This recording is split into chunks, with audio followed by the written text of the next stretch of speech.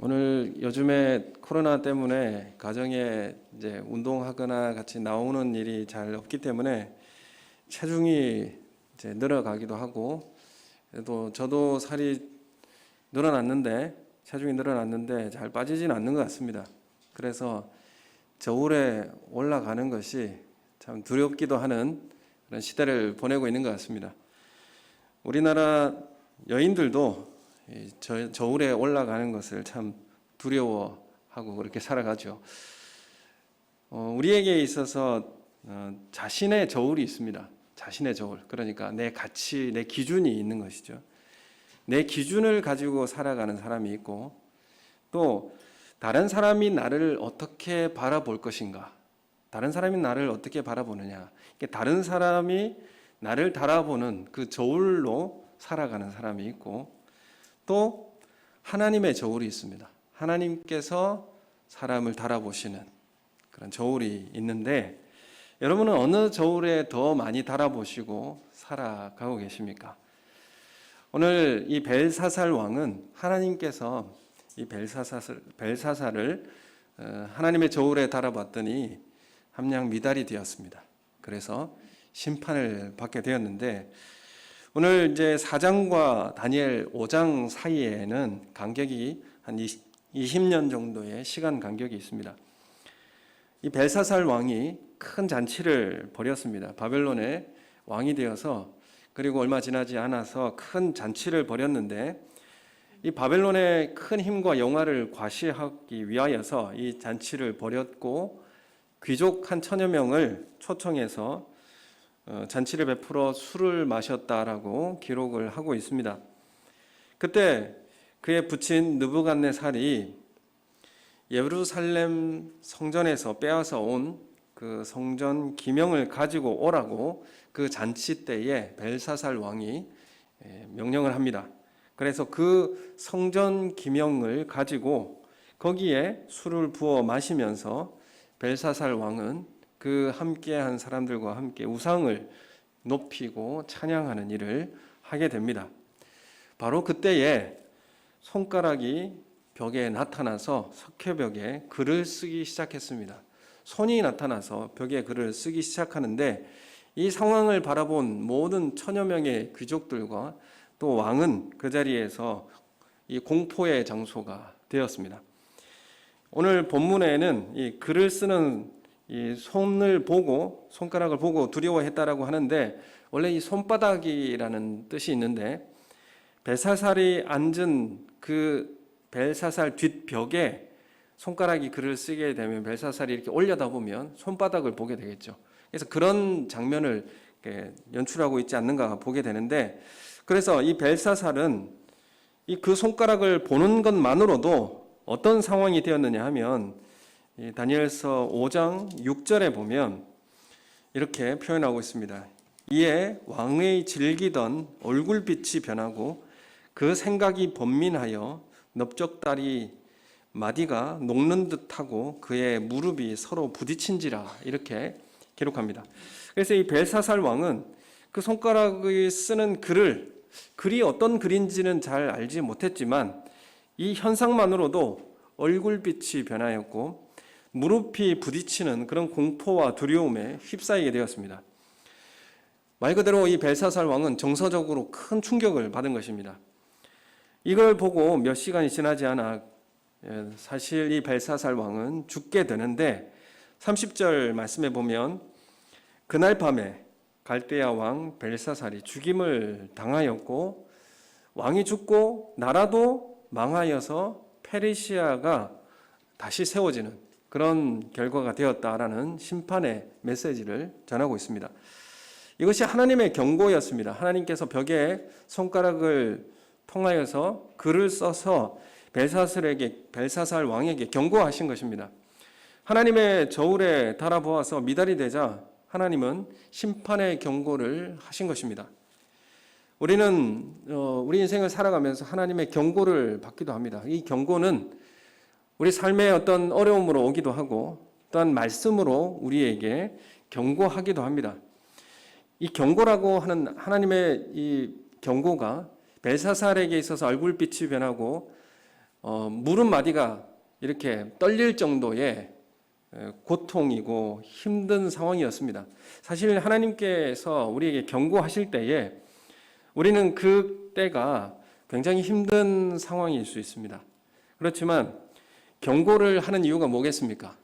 경고를 하는 이유는 우리를 보호하시기 위해서, 다시 돌이키게 하시기 위해서 우리에게 경고하시지 않겠습니까? 그래서 이 경고의 신호를 받아들이는 우리는, 이 경고를 하나님의 경고로 받아들이는 우리는 우리의 살 길을 찾게 되어지는, 우리를 위한 길이라는 사실을 알게 됩니다.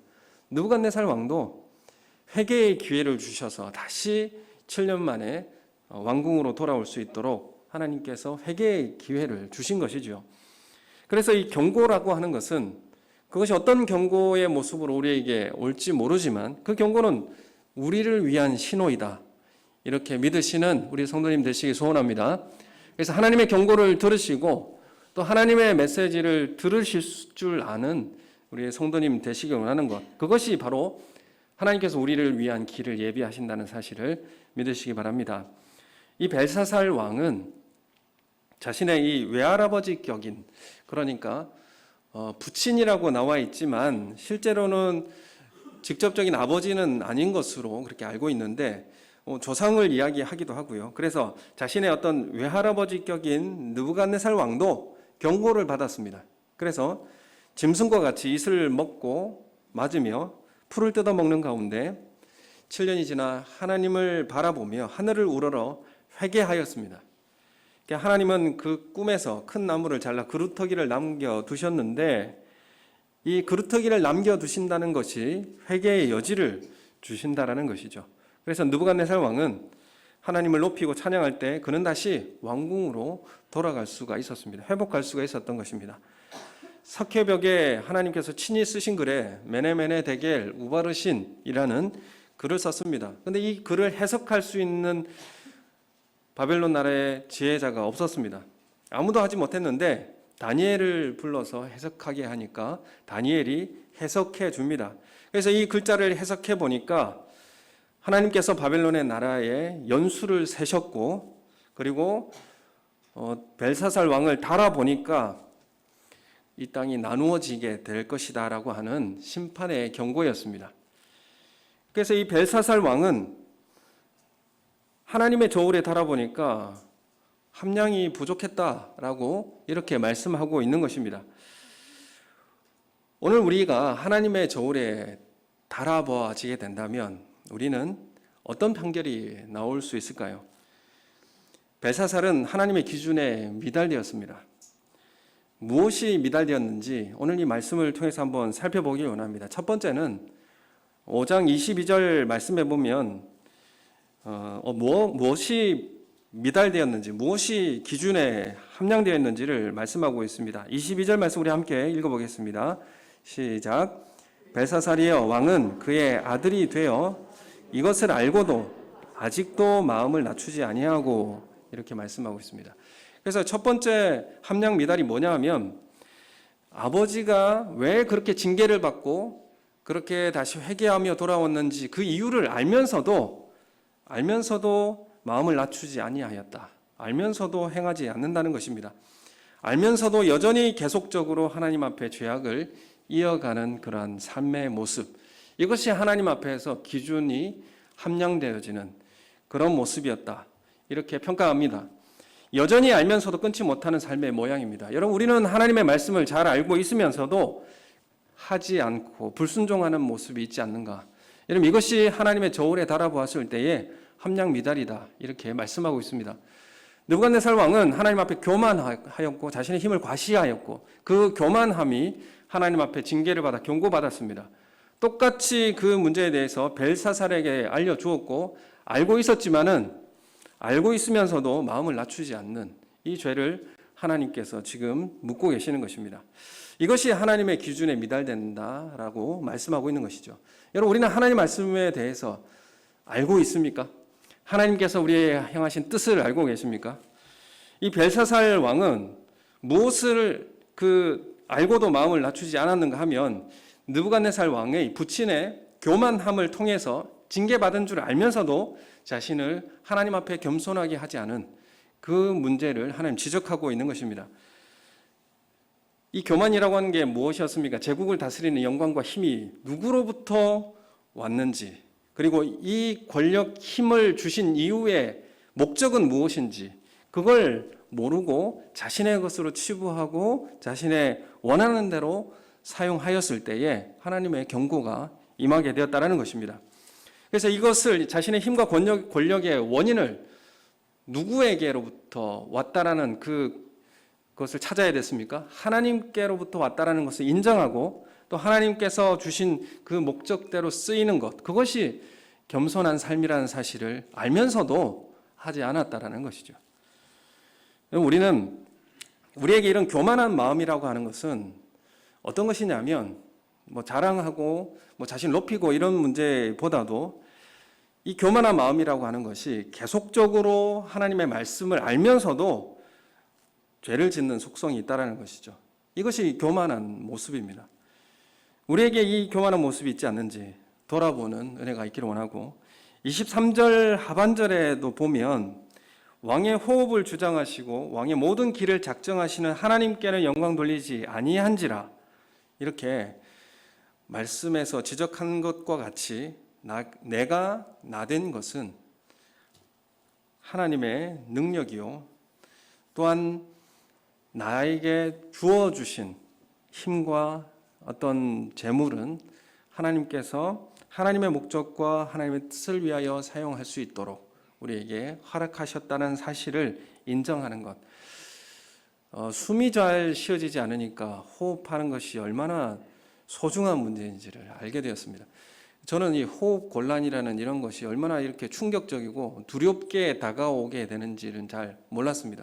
그런데 폐가 좀 상하고 숨이 안 쉬어지니까 갑자기 죽을 것 같은 두려움이 밀려오더라고요. 그래서 평소에 숨 쉬는 것이 정말 하나님의 은혜구나. 정말 내가 내 스스로 숨 쉬는 것 같지만 그렇지 않구나라는 것을 정말 진심으로 절실하게 깨닫게 되었습니다.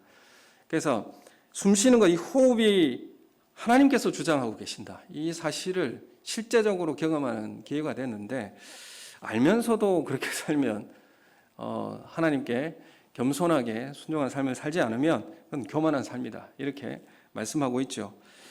재물도 나의 것이고 건강도 나의 것이고 그리고 나의 인생도 내 것이니까 내 뜻대로 내 원하는 대로 살려고 한다면 그것도 교만한 삶의 모습이 된다는 것입니다. 오늘 이 말씀에 순종합시다. 우리가 이런 구호를 가지고 있습니다. 우리가 잘 알고 있고 이것은 우리가 항상 듣는 이야기죠. 여호수아서를 말씀을 큐티하면서도 말씀을 순종하는 것, 여호수아에게 강하고 담대하라, 말씀 순종하는 데에 있어서 지극히 담대하라, 이렇게 지금 하나님 요구하고 계시고, 그리고 여리고성 무너뜨리는 것, 그리고 모든 전쟁에 있어서 하나님 말씀을 청종하고 순종하는 것이 이스라엘의 승리의 비결이었습니다. 말씀 순종, 말씀을 지키는 것. 여러분, 우리는 이것을 잘 알고 있습니다. 그러면 말씀을 순종한다는 것은 어떤 의미입니까? 말씀 아래 복종시키는 것입니다. 하나님의 말씀에 대해서 복종시키는 것인데, 하나님 말씀이 우리에게 의도하시는 것이 설령 그것이 내가 생각하는 것과 다르다고 할지라도 그럴지라도 복종하는 것이 말씀의 순종이지 않습니까? 그래서 말씀의 복종이라 이렇게 말하고, 그래서 말씀의 통치라고 이야기하기도 합니다. 여러분, 말씀 순종이라고 우리는 말을 쉽게 하는데, 그럼 정말 우리는 말씀에 대해서 알면서 순종하고 있는가 하는 것이죠. 내가 내 생각과 다르다고 할지라도 정말 받아들이고 순종할 마음이 있습니까? 여러분, 이것이 태도와 자세입니다. 이건 무슨 자세로 우리는 하나님 앞에 서게 됩니까? 종의 자세로 서게 되는 것이죠. 우리가 주님이라고 부르니까 우리는 종의 자세가 되는 것입니다. 그러면 하나님의 말씀이 우리에게 어떤 의미로 다가오는지를 알면서도 그걸 지키지 않는다면 그게 뭐가 됩니까? 오늘 벨사살 왕이 함량 미달이었다라고 하는 교만한 모습이었다라는 것을 우리에게 알려주고 있습니다. 여러분, 실제적으로 우리가 이 내용에 대해서 명확하게 한 번 더 살펴보기 위해서 야고보서를 한번 펼쳐놓고 보셨으면 좋겠습니다. 자막을 만들지 않았습니다. 그래서 야고보서를 한번 펼치시는데 야고보서 3장의 말씀을 실제로 우리가 말씀이 어떤 의미가 있고 그 의미를 실제적으로 순종하고 있는가, 이 말씀에 대해서 한번 살펴보길 원합니다. 이 야고보서 3장 말씀을 펼치시고, 야고보서는 누구에게 주시는 말씀이냐면 대상이 교회 공동체에게 하시는 말씀입니다. 교회 공동체인데 교회 새롭게 나오는 새신자에게 하시는 말씀이 아니라 유대인 그리스도인이죠. 그러니까 오랫동안 신앙생활한 그리스도인들에게 주시는 하나님의 말씀이라고 하는 것입니다. 그래서 야고보서 2장에는 우리가 잘 알고 있는 행함 없는 믿음은 죽은 것이다, 이거 잘 알고 있죠. 그래서 말로만 하는 믿음은 초보적 믿음이라는 것입니다. 그래서 오랫동안 신앙생활하고 믿은 사람들이 초보적 믿음에 거하면 안 된다라고 하는 것을 지적하고 있고, 이 야고보서에서 말하는 행함은 아브람과 기생 라합을 비교하면서 이야기하고 있습니다. 아브라함이 처음 그 믿음을 가지고 나와서 유아적 믿음에서 어디까지 가게 됩니까? 그것을 야고보서에는 지금 창세기 22장에 있는 이삭을 바칠 수 있는, 드릴 수 있는 그 믿음의 성숙하고 믿음의 견고한 데까지 이르러야 한다는 사실을 말씀을 하고 있는 것입니다. 그리고 기생 라합에게 있어서도 예를 들어서 지금 야고보서에 말하고 있는 것이 뭐냐면, 말로만 하나님을 높이는 것. 기생 라합이 하나님을 높였죠. 상천하지의 하나님이시다. 정말 하늘과 땅에 하나님만이 정말 참 신이고 하나님이시다 라고 고백을 했습니다. 거기서 끝나면 될 문제가 아니라 실제로 기생 라합이 목숨을 걸고 정탐꾼을 숨겨주었다라고 기록하고 있습니다. 여러분, 그래서 실제로 말뿐만이 아니라 삶에서 그러한 모습들을 실천하는 것이, 실천과 행함을 보여야 한다는 것이 진정한 믿음이라는 사실을 교회 공동체 성도들에게 지금 말하고 있는 것이죠. 그래서 2장에서 이제 넘어가서 3장에서 보면 말에 대한 충고, 그리고 지혜에 대한 충고에 대해서 말씀하고 있습니다. 3장, 4장 다 한번 훑어볼 터인데요. 그럼 정말 하나님께서 우리 교회 공동체에게 하시는 말씀이 말에 대한 것에 대해서, 그리고 지혜라고 하는, 지식이라고 하는 것이 어떤 지혜가 중요한 것인지를 우리에게 가르쳐주고 있습니다. 첫 번째로 이 말에 대한 실수가 없는 사람은 온전한 사람이라고 합니다. 말을 제어할 수 있는 사람은 온몸을 제어할 수 있는 사람이라고 이야기하면서 야고보서 3장 5절에 이렇게 말씀합니다. 혀도 작은 지처로되 큰 것을 자랑하도다. 보라, 얼마나 작은 불이 얼마나 많은 나무를 태우는가.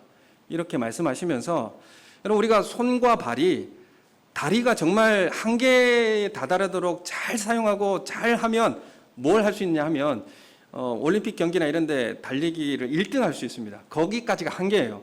그런데 혀라고 하는 것은 자신이 할 수 있는 역량을 뛰어넘어서 어떻게까지 갑니까? 하나님보다 높이는 그런 것들을 만들어내고 생산해내는 게 그것이 말입니다. 그래서 손이라고 하는 것은 손이 할 수 있는 최악의 경우가 사람을 죽일 수 있습니다. 거기까지인데, 그렇지만 혀로는 수많은 사람을 죽이고 모독할 수 있는 것이 바로 혀의 능력이라는 것이죠. 혀는 한계가 없습니다. 그 하나님 위에까지 올라가는 것이 혀의 그 사용이라는 것이죠. 그래서 혀를 제한할 수 있다면 온몸을 제한할 수 있는 온전한 사람이다, 이렇게 말씀하고 있습니다. 그래서 이 3장 1절 말씀에 보면 이렇게 말씀하고 있죠. 야고보서 3장 1절에 내 형제들아, 이렇게 부르는 형제들이라고 하는 것도 왜 야고보서에서 형제들이라고 하냐면 예수 그리스도 안에서 형제들을 이야기하는 것입니다. 그래서 교회 안의 공동체들이 형제들에게 너희는 선생된 우리가 더 큰 심판을 받을 줄 알고 선생이 많이 되지 말라, 이렇게 말씀을 하십니다. 선생 노릇하는 일들을 지혜와 지식으로 말하고 선생 노릇하는 사람들이 있는지, 아니면 세상 지식으로 선생 노릇하는 사람이 있는지, 그 구별을 지금 어떻게 하는지를 지금 말씀을 하고 있는 것이죠. 위로부터 온 지혜를 통하여서 말하는 사람은 3장 13절의 말씀과 같이 오늘 야고보서 3장 13절의 말씀 우리 함께 읽어보겠습니다. 시작. 너희 중에 지혜와 총명이 있는 자가 누구냐? 그는 선행으로 말미암아 지혜의 온유함으로 그 행함을 보일지니라. 아멘. 이것이 위에서 온 지혜에 나타나는 행태입니다. 그리고 땅에서 온 세상 지혜를 통하여서 나타난 결과는 14절에 나타나고 있습니다. 같이 읽겠습니다. 시작. 그러나 너희 마음속에서 독한 시기와 다툼이 있으면 자랑하지 말라. 진리를 거슬러 거짓말하지 말라. 그래서 15절 읽으면 이러한 지혜는 위로부터 내려온 것이 아니요 땅의 것이고 정욕의 것이고 귀신의 것이다. 14절의 결과를 만들어내는 것은 땅의 지혜다 이렇게 말하고 있습니다. 그래서 이 지혜와 지식이라고 하는 것이 말로 표현되는 것이 아니라 어떻게 표현된다는 것입니까? 행실로 나타나야 할 것을 지금 말하고 있습니다. 그래서 교회가 인정하는 참된 지혜, 정말 지혜와 지식은 어떤 모습으로 나타나느냐 하면은 조용한 힘이요 선한 일을 만들어내고 생명을 만들어낼 수 있어야 그것이 하늘에서부터 온 지혜의 말이라는 사실을 우리에게 가르쳐주고 있는 것입니다. 그렇기 때문에 이 야고보서에 온유한 가운데 지혜의 일들을 그의 착한 행실로 보여라 이렇게 제안하고 있습니다. 이런 사람이 하늘로부터 공급받은 지혜의 자다 이렇게 말하고 있는 것이죠. 그래서 지혜를 겨루고 지식을 겨루고 경쟁하는 것은 그건 세상의 일입니다. 그래서 신앙은 경쟁이 아닙니다. 경쟁의 모습으로 나타나지 않습니다. 그래서 하늘로부터 온 지혜와 지식을 가진 사람은 어떻게 나타내느냐 하면 선한 행실로 나타내줘야 한다라는 것을 분명하게 말하고 있고 이것은 조용한 교회 내에서의 힘이요 그리고 선한 일을 만들어낼 수가 있어야 되고 그 지식은 생명을 만들어낼 줄 아는 것이어야 한다는 것입니다. 그래서 이 신앙생활이라고 하는 것이 자본주의적 경제 원리도 아니고 열심과 헌신을 부추기는 경쟁도 하지 않습니다. 명확하게 야고보는 지혜의 열매들을 하늘로부터 온 지혜와 지식인가에 대한 그것들을 무엇으로 판단할 수 있느냐 이 열매로 판단할 수 있는데 17절 3장 17절 말씀을 함께 읽어보겠습니다. 시작. 오직 위로부터 난 지혜는 첫째 성결하고 다음에 화평하고 관용하고 양순하며 긍휼과 선한 열매가 가득하고 편견과 거짓이 없다. 그럼 이것을 통하여서 우리는 그것이 하늘로부터 온 지혜의 열매인지를 확인할 수 있는 것을 분명하게 말하고 있습니다. 요약하면 뭡니까? 세상 지혜를 가지고 교회에 들어오면 힘을 잃습니다. 세상 지혜는 어떤 모습으로 가게 되냐면 결국 관계를 깨트리는 곳으로 갑니다. 이 지금 17절에 나오는 결론적인 열매가 뭡니까? 다 관계를 회복시키고 화평케 하고 또한 그것을 성결케 하고 관용하게 하고 양순하게 만들고 이것이 바로 하늘로부터 온 지혜의 삶을 살아내는 결과가 분명하게 이렇게 나타난다는 사실을 알려주고 있습니다. 그래서 하늘의 지혜는 관계를 회복하게 하고 생명을 살리는 관계를 만든다는 것입니다. 그것이 바로 하늘에서부터 온 지혜와 지식이라는 사실을 분명하게 말씀하고 있습니다. 그래서 이러한 것을 알면서도 하지 않는다면 이건 교만이요 하나님의 기준에 미달되는 것입니다. 4장 17절 말씀 한번 보겠습니다. 야고보서 4장 17절 말씀 시작. 그러므로 사람이 선을 행할 줄 알고도 행하지 않으면 죄니라. 분명하게 말하고 있지 않습니까?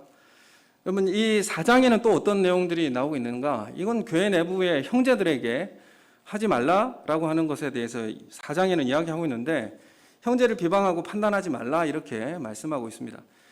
4장 12절 말씀에 보면 우리 4장 12절 말씀 같이 읽겠습니다. 시작. 입법자와 재판관은 하나님이다. 멸하기도 하시느니라. 너는 누구이기에 이웃을 판단하느냐 이렇게 질문하고 있습니다. 여러분 입법자와 재판관이 하나님인데 너는 누구이기에 이웃을 판단하느냐 이렇게 지금 질문하고 있는 것이죠. 그 말은 무슨 말입니까?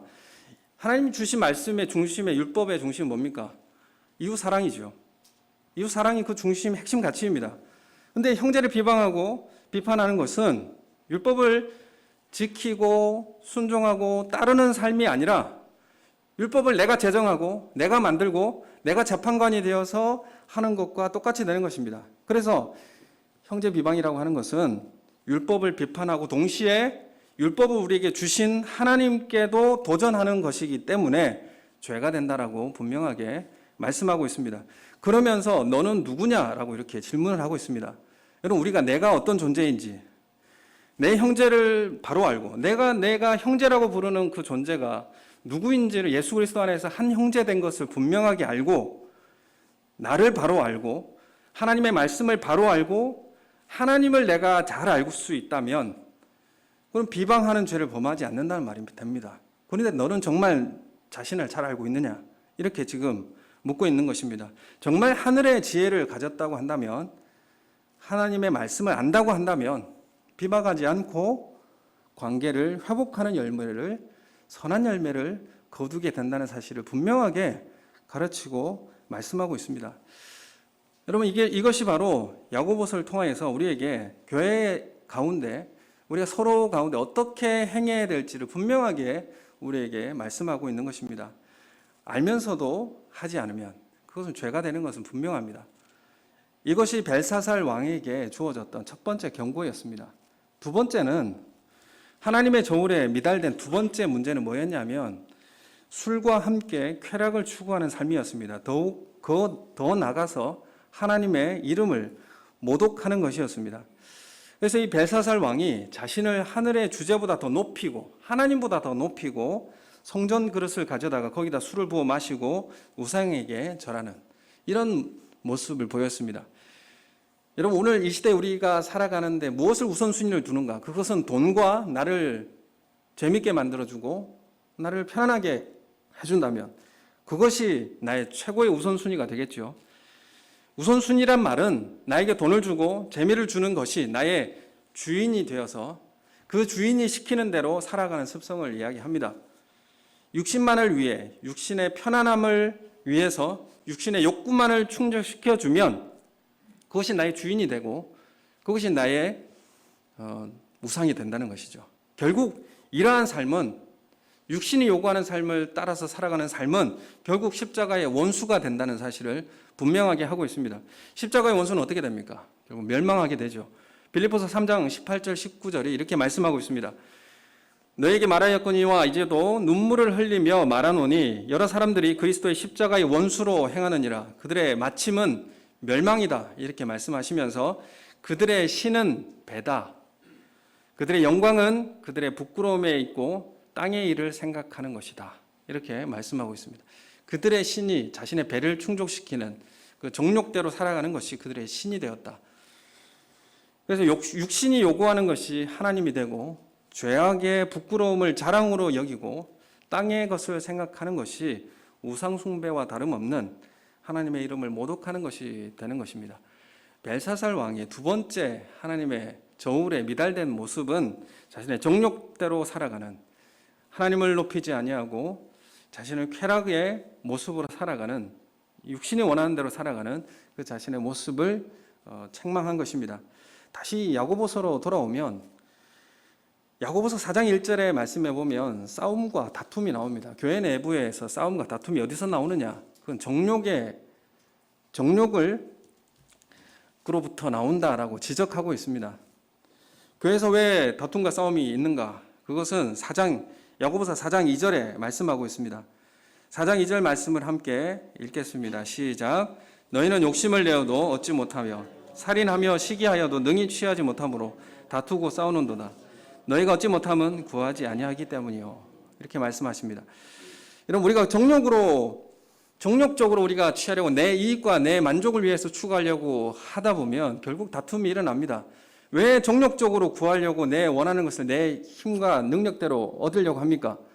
기도하지 않기 때문에 내가 내 스스로 얻으려고 하니까 그게 내 정욕이 되는 것이고 내 뜻대로 살아가는 모습이 되는 것입니다.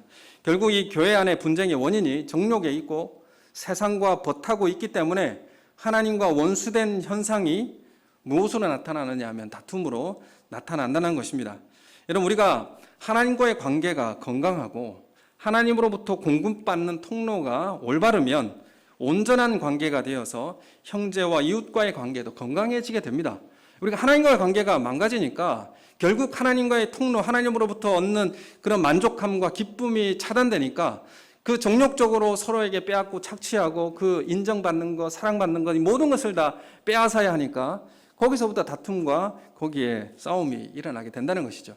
결국 이 싸움은 어디서부터 나왔냐? 하나님으로부터 나아가는 기도의 부재이고 하나님으로부터 공급받는 그 관계가 단절되어 있기 때문에 나오는 교회 안의 현상이다. 이렇게 말씀하고 있습니다. 그래서 이 교제의 통로가, 하나님과의 교제의 통로가 기도라고 말씀하고 있고, 이 기도도 정욕적으로 구하면 얻지 못할 것이다. 이렇게 말씀하고 있는 것입니다.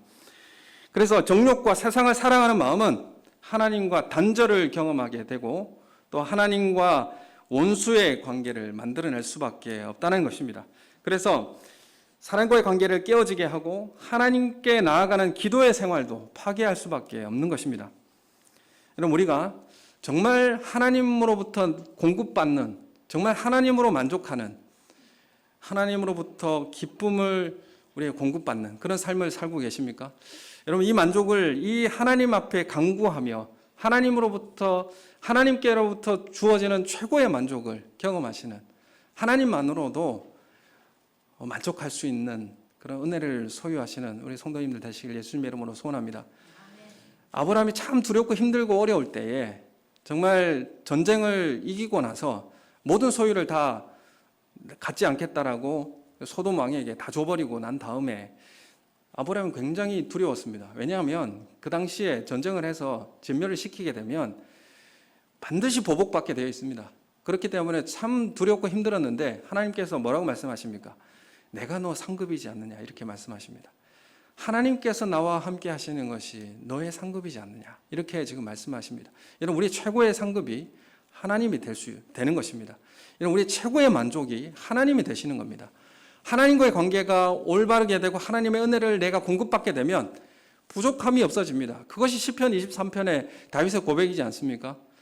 하나님 나의 목자시니, 여호와 나의 목자시니 내가 부족함이 없습니다. 그럼 이런 통로가 하나님 앞에 활짝 열려 있는 그런 역사가 있기를 예수님의 이름으로 축원합니다. 오늘 이 벨사살 왕을 통해서 정말 우리가 하나님의 기준에 달아보았을 때 하나님 말씀에 알면서도 내가 실천하고 지키지 않는 것이 있다면, 또한 우리 종욕적으로 하나님과의 관계를 단절하고 모든 관계를 깨트리는 그런 모습으로 가는 것이 아니라 하나님으로부터 만족할 수 있는, 하나님과의 관계가 다시 회복되어지는 그런 삶으로 나아가시는 우리 성도님들 되시기를 예수님의 이름으로 축원합니다. 여러분, 참 이 다니엘 시대는 참 암울한 시대였습니다. 왜냐하면 나라도 망하였고 포로로 잡혀 있는 가운데 참 많은 압제와 고통을 겪는 그런 상황이었습니다. 그렇지만 이 다니엘과 그 세 친구들을 통하여서 하나님께서는 그들의 영안을 열어주셨습니다. 여러분, 우리가 바울이 얼마나 많은 지식과 지혜가 있었습니까? 그렇지만 예수 그리스도를 알아보지 못했습니다. 하나님께서 그 눈을 열어주셔야 볼 수가 있었습니다. 여러분, 이 하나님의 역사, 하나님의 우리의 눈을 비늘처럼 벗겨주셔서 하나님을 바라볼 수 있는 영안을 열게 되어지기를 소원합니다. 오늘 이 암흑의 시대에, 다니엘과 같은 이 암흑의 시대에 여전히 하나님은 바벨론도 통치하고 계시고 바벨론의 최고의 힘 있는 권세자도 하나님께서 다스리고 계시다는 사실을 영안을 열어주셨습니다. 그리고 그것을 믿음으로 고백하게 하셨습니다. 결국 이 말씀은 이 이후에 이스라엘이 안티오쿠스 에피파네스의 엄청난 무시무시한 핍박을 이겨낼 수 있는 큰 믿음의 동력이 되었습니다. 왜냐하면 여전히 하나님은 통치하시고 다스리신다는 사실, 그리고 이스라엘이 지금 바벨론의 이 징계는 하나님께 다시 이스라엘을 회복시켜 주시는 하나님의 놀라운 섭리라는 것을 깨달을 때에 이스라엘은 이 기간을 믿음으로 하나님을 신뢰하며 통과할 수가 있었습니다. 오늘 이 시대에, 코로나 시대에 정말 하나님을 신뢰하고 걸어가시는 우리 성도님들 되시길, 그래서 하나님께로부터 온전함을 공급받는 통로가 여전히 이루어지고 하나님으로 만족하는 삶이 되기를 예수님의 이름으로 축원합니다. 우리 함께 한 목소리로 기도하겠습니다. 하나님, 오늘 이 시대에 하나님이 살아계시고 우리 삶 속에 다스리고 통치하신다는 사실을 믿음으로 고백하고 나아가도록 하나님 인도해 달라고 다 같이 함께 기도하겠습니다.